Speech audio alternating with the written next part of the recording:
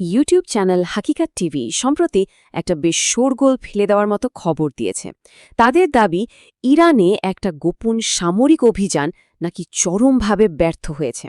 তো চলুন আজ আমরা হাকিকাত টিভির এই পুরো গল্পটাকেই কাটাছেঁড়া করে দেখি আর তাদের দাবিগুলো এক এক করে বোঝার চেষ্টা করি। গল্পের শুরুটা কিন্তু বেশ চমকপ্রদ। হাকিকাত টিভির মতে পুরো ঘটনার মূলে ছিলেন ডোনাল্ড ট্রাম্প, আর তারই একটা অনুরোধে নাকি জন্ম দিয়েছিল এক ভয়ঙ্কর সামরিক অভিযানের। মানে সবকিছুর শুরুটা হয়েছিল একেবারে ওপর মহল থেকে। তো কি ঘটেছিল সেদিন? হাকিকাত টিভি ঠিক কি বলছে? আসুন তাদের ভাষ্যেই শোনা যাক সেই ব্যর্থ অভিযানের গল্পটা।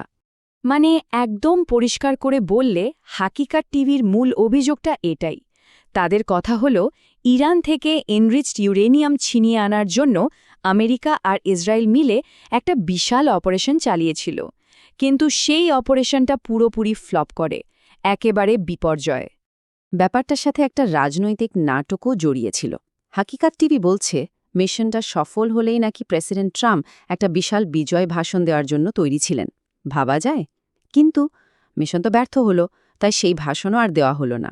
কিন্তু এত বড় একটা ব্যর্থতা, এটা কি আর চাপা থাকে?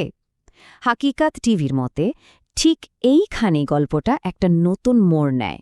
তারা বলছে আসল ঘটনা ঢাকার জন্য একটা অন্য গল্প তৈরি করা হয়েছিল।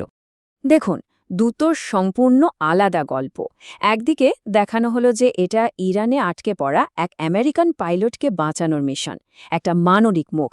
আর অন্যদিকে হাকিকাত টিভির দাবি আসল লক্ষ্য ছিল সম্পূর্ণ অন্য কিছু, ইরানের ইউরেনিয়াম দখল করা। পাইলটের গল্পটা ছিল শুধু একটা ধোঁকা। হাকিকাত টিভি কিন্তু এই পাইলট উদ্ধারের গল্পটা একদমই মানতে রাজি নয়। তারা সরাসরি বলছে এই যে কোডটা দেখছেন, ঠিক এটাই তাদের বক্তব্য।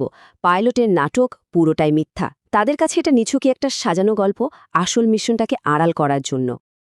আচ্ছা, এই যে এত বড় একটা ঘটনা, এর পেছনে কারা কারা ছিল?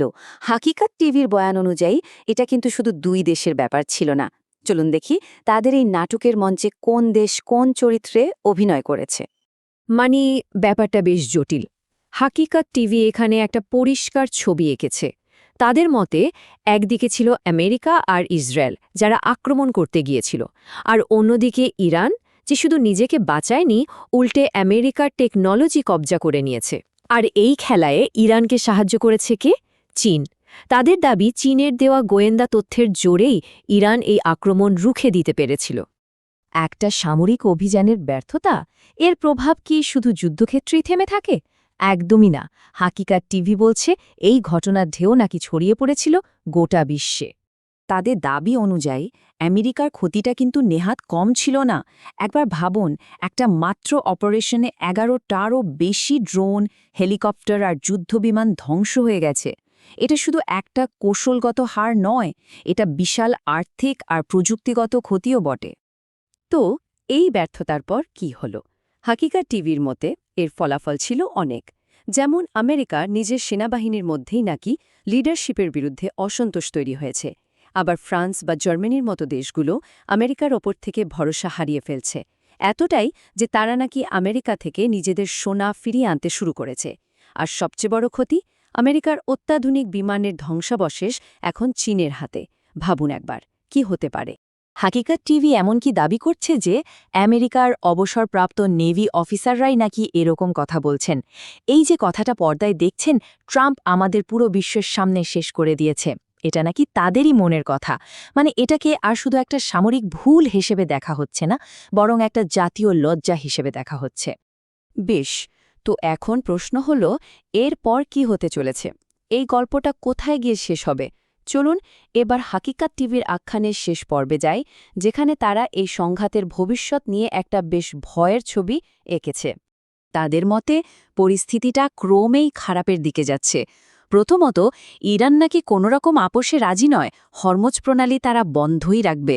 দ্বিতীয়ত, ইসরায়েল নাকি আমেরিকাকে আরও বড় একটা হামলার জন্য ক্রমাগত চাপ দিয়ে যাচ্ছে।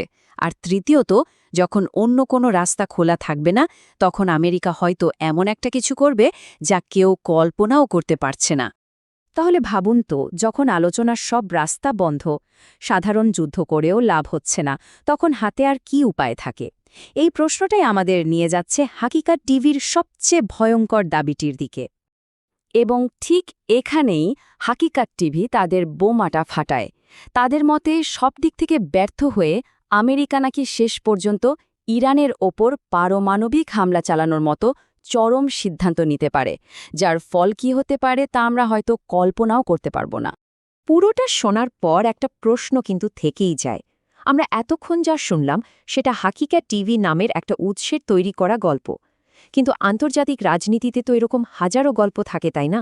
কোনটা সত্যি আর কোনটা শুধুই প্রচার সেটা বোঝা প্রায় অসম্ভব। আর হয়তো এটাই আসল কথা, আজকের দিনের যুদ্ধ শুধু অস্ত্রের নয়, যুদ্ধটা তথ্যেরও।